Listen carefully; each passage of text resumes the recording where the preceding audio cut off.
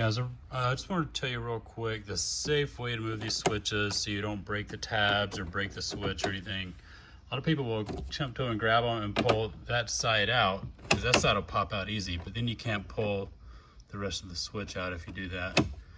So there's two little tabs in here, very hard to see with the light that I've got. I'll show you on this other switch. So you'll see here, there's these little tabs here. So you want to reach in, so I can do this with one hand here, reach in here,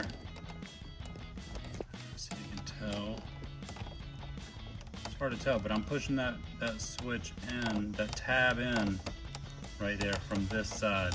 So when it's in there, you want to reach in and push that in, and then push this one in while pulling out on the switches. So let's do this one real quick and see what that looks like. Won't be able to see those little tabs with the light that I've got here.